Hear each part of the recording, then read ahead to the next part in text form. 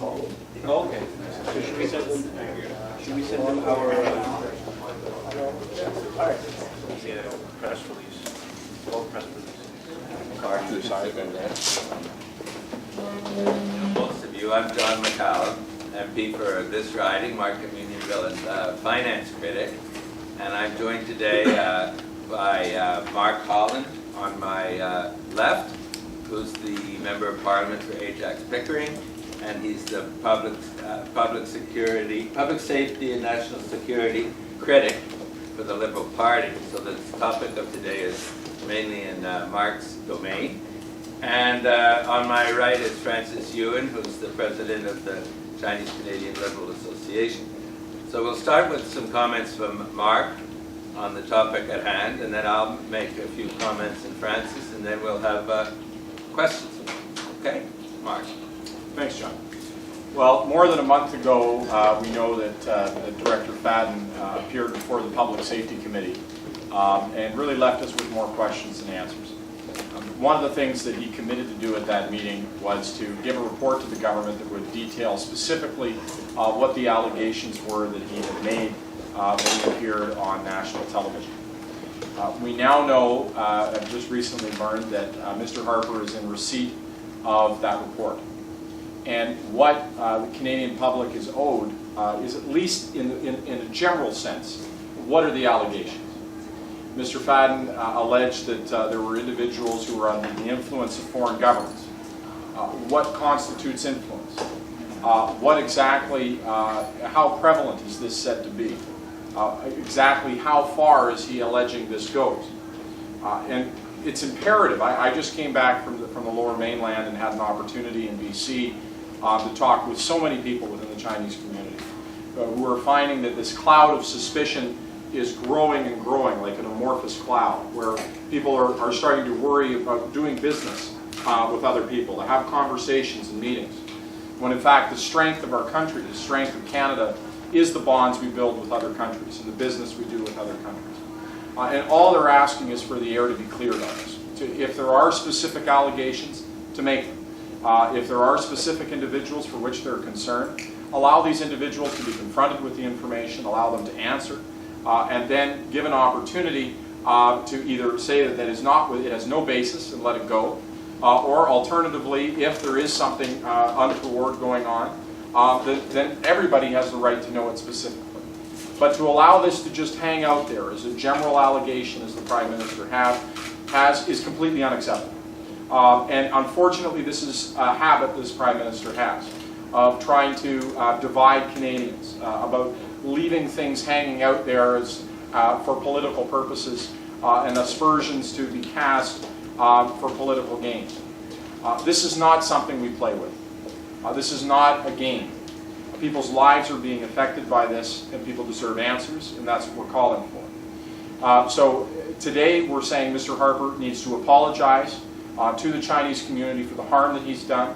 He needs to clear the air immediately as to the nature of the allegations that are being made, and allow people to move forward in a constructive way so that this cloud is finally dissipated. Well, thank you, Mark. Let me just add that I think this is a really serious issue that goes to the heart of Canada as a multicultural society.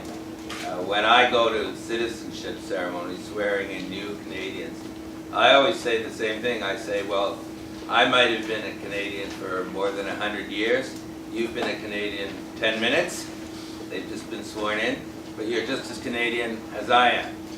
And so when these vague accusations are made that sets up a dark black cloud over a whole community, you're essentially saying that some people are more Canadian than other people.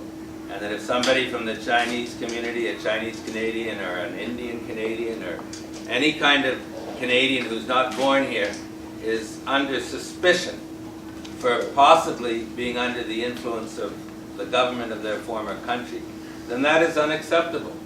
Because then you have politicians like Mark and me who are Caucasian and born in Canada. We're okay. Politicians born elsewhere are under a cloud. And those people are just as Canadian as we are and have every right to be regarded as just as sound, just as reliable, just as pro-Canadian, just as patriotic as the two of us. So I think this is a really important cloud hanging over a whole community, and that is why we are calling very strongly for Stephen Harper to take charge. Vic Toews has not lived up to his responsibilities. The only boss at a higher level is Stephen Harper. So it's time for Stephen Harper to come forward to explain the facts, to apologize to the Chinese Canadian community for unnecessarily causing a big fat black cloud to be hanging over them. Francis? Okay, I agree with both John McCollum and Mark Holland, but I also want to further comment that the incident of Richard Fadden is not a single case. Recently, a conservative member of Parliament from Calgary, Rob Anders, who comment that the Chinese authorities offer sex and gifts to some Canadian politicians. Now, this is an insult to the Chinese community in this country, and it's also an insult to the Chinese government. And this is not the only accusation by Mr. Anders. And he is also the one who compared the year 2008 Beijing Olympic Games to the 1936 Nazi Germany's Olympic Games. And as a member of Stephen Harper's caucus, Stephen Harper, being a prime minister, did nothing to correct his comments, and this is just ridiculous. Thank you.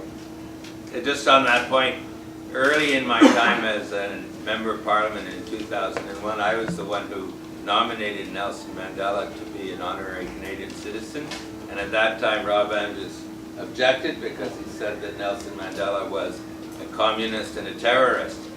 Eventually he was overruled and Nelson Mandela became an honorary citizen.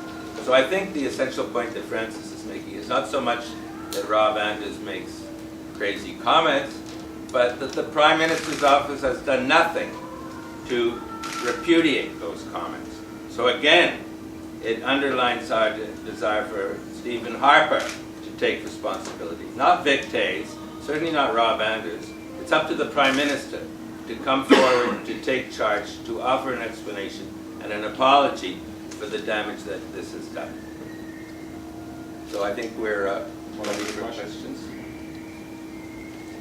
Mr. Holland, you said you were in Lower Mainland, BC recently, and that people were worried about doing business within the Chinese community. What exactly are they worried about, like specifically?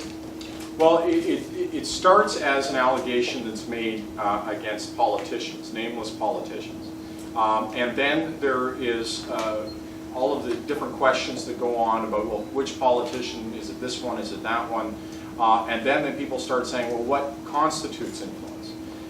And is it okay? And I actually had people asking me, is it okay that I'm talking to businesses from China? Is it okay that I'm meeting with people who are government officials from China? Is that influence? And how am I as a citizen being viewed? And the problem with this being left to hang out there now for 6 weeks or longer is that that chain of questioning, that chain of suspicion starts growing and growing, and suddenly everybody starts becoming under suspicion because there's no form given to it. People don't even know what the allegation is. And so there's a feeling that the whole community is in some ways under suspicion. And that's what's so egregious about this. And so when I talk to people, in BC particularly, because Mr. Fadden's comments were very directed there, there's really a feeling that they've been centered out, and they're a feeling that a real disquiet, almost an attack against their citizenship. And I think that this is a very dangerous road to walk. And we see, Stephen Harper do this with Michael Ignatieff, where it's not, and this doesn't bother Michael, he's a strong man, he can take the criticism they throw at him. But the notion that Michael spent a number of years outside of Canada making a contribution, Harper would say, well, that makes him less Canadian. And so there starts to be this notion of degrees of citizenship. You know, if you weren't born here, you're not fully a Canadian. If you went and worked outside of the country for a while, you're not fully a Canadian. This is nonsense. You know, we're a country of immigrants. And when people start getting treated this way, I think it's an affront to what this country stands for. And I think it greatly upsets all Canadians, but rightfully so. In the Lower Mainland, I heard that even more. And one other point about that. Parliament is not sufficiently representative of Canada.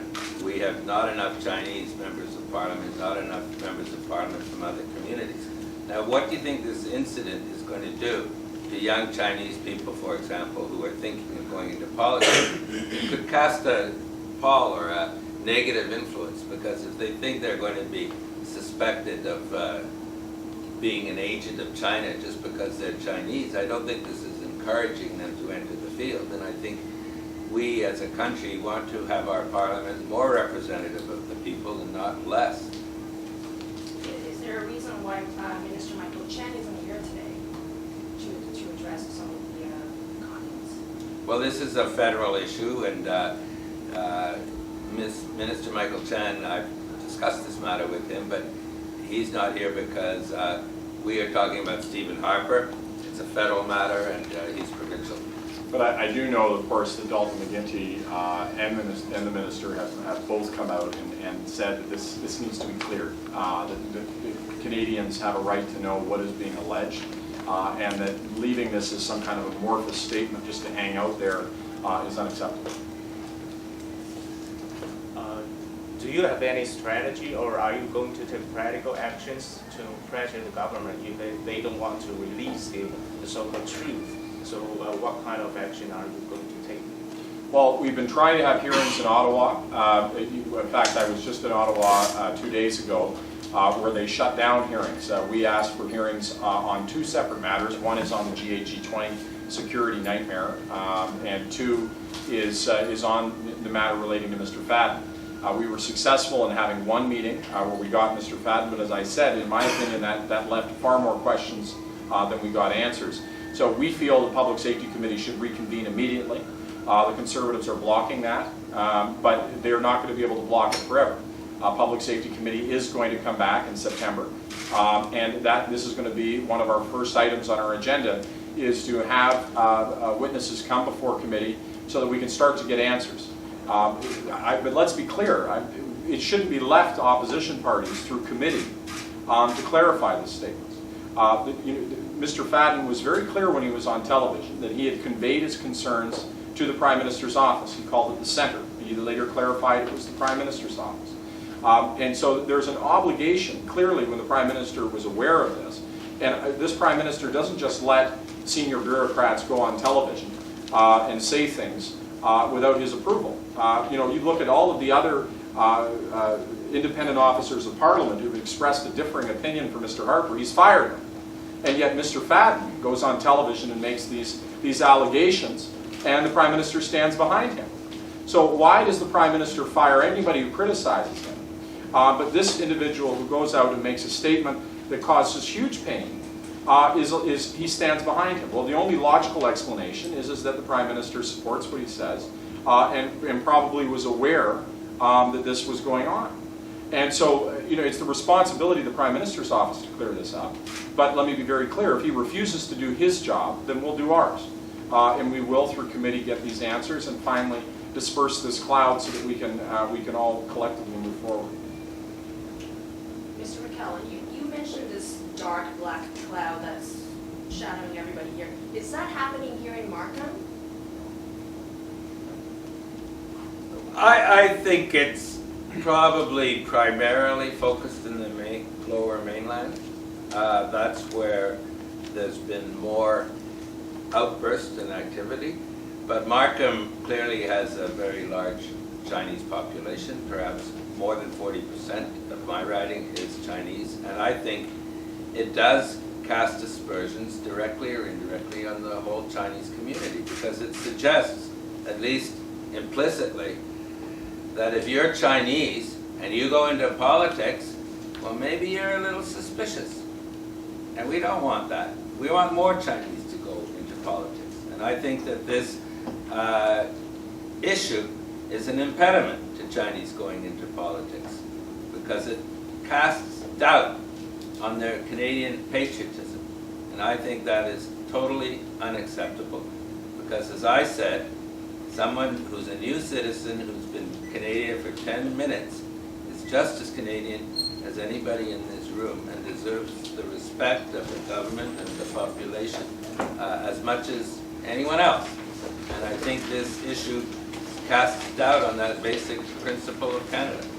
And I would add that I've been disturbed by the fact that when I go through the GTA, I've been asked by a number of people of, well, is this politician, do you think that politician might be the person? And you know, there's this group, and is that group, do you think, are they working for the Chinese government and trying to influence this politician?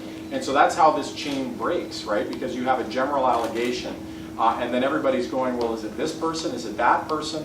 And you know, who's doing the influencing? What about this group of people, this organization? Are they under influence of somebody?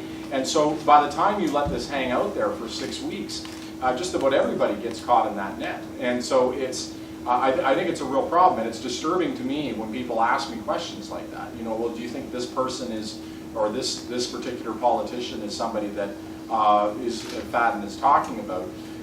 You know, because not everybody keeps it contained to whatever his initial statements were. And you know, to add to Francis's comment, when you have somebody like Rob Andrews come out and say, oh, it's much worse than even Mr. Fadden said, then that just opens the imagination that much more, and it creates even a larger problem.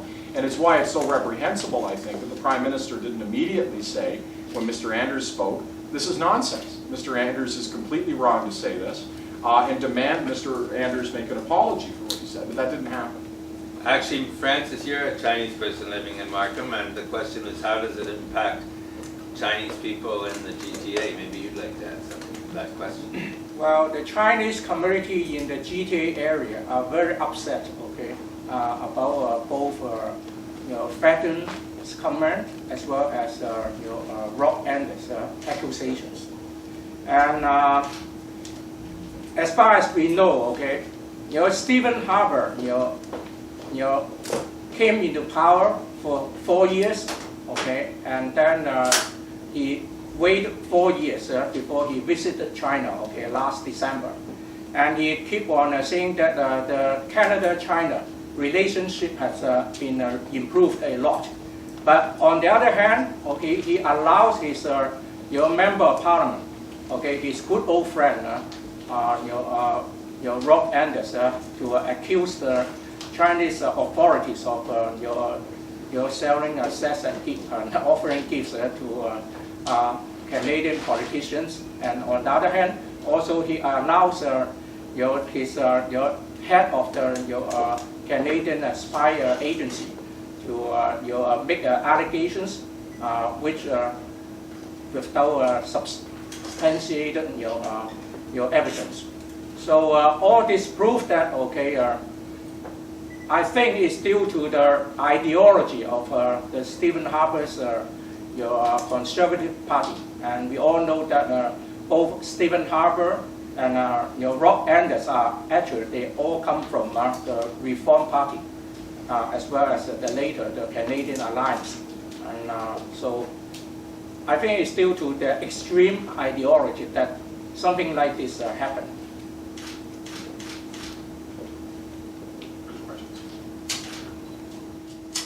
Well, Mr. Ignatieff was very clear. He said if he was in the same position as Mr. Harper or Mr. Fadden had done what he had done, he would fire him. But there's something implicit in that, that Mr. Fadden had gone rogue. So if Mr. Fadden is acting on his own, and he did this on his own, then there's no question he should be fired. If Mr. Fadden was doing this at the request of Mr. Harper, then that's an entirely different matter. Then the responsibility rests with Mr. Harper. And that's, let's look at Mr. Fadden's career. This is not a man who is prone to just going off and making up things on the fly and just saying whatever jumped to his mind.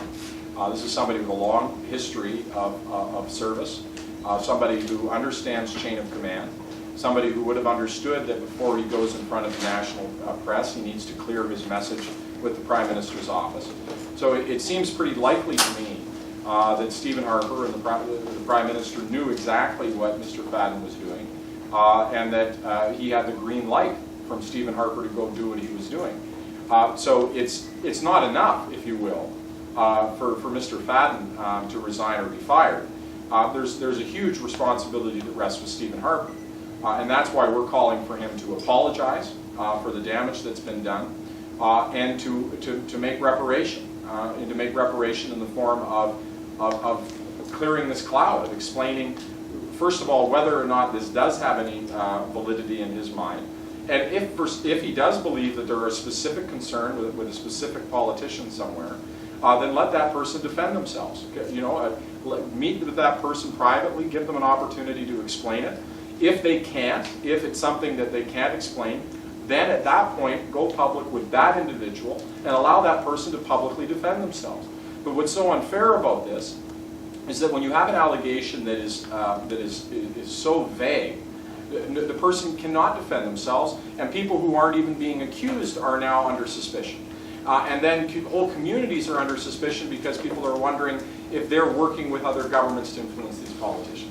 And that's what's so unfair about the situation. Just to reinforce what Mark said, it just so happens that when I was Minister of Natural Resources in 2005, Mr. Fadden was my deputy minister.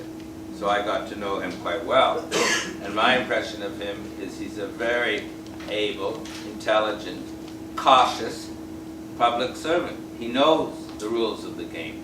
So we don't know for sure if Mr. Fadden was operating on his own or if he was operating with the under instructions or with the agreement of Mr. Harper. But what I can say, having known him and worked with him, is it would not be in his character to go onto CBC television and say really controversial things unless he'd been told to do so or unless it had been cleared by the Prime Minister's office.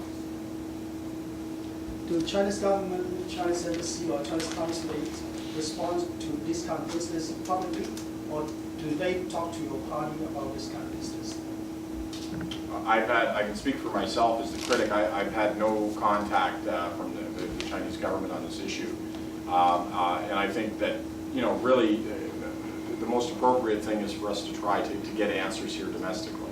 I think the Chinese government has been very understanding at this point of not demanding anything of us, particularly given the fact that they're very serious allegations that were leveled against them. But I think there's the problem even for the Chinese government is they don't know what they're being accused of. So it's very hard for them to respond to it formally or informally. But to this point, I've had no communication with the Chinese government. And I was at the meeting with President Hu Jintao and Michael Ignatieff, and that was the day that the time when these allegations were being made. And I can tell you, the President has said nothing on the issue.